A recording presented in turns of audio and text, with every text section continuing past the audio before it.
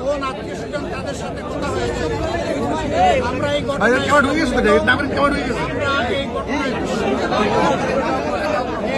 যে সমস্ত কাপুরুষরা ঘটিয়েছে আমরা তার তীব্র নিন্দা জানাই এবং আমরা চাই অবিলম্বে কাপুরুষদেরকে খুঁজে বের করে শাস্তির আওতায় আনা হবে।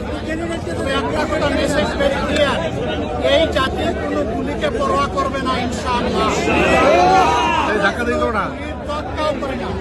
কেউ যদি আবার নতুন করে ফ্যাসিজম বা সন্ত্রাসের রাজত্ব বাংলাদেশে কায়েম করতে চান তাহলে খুব দেরি হবে না, যথাযথ জবাব পেয়ে যাবে দেবে এবং কাউকে এই ধরনের নোংরামি করার সুযোগ দেওয়া হবে না।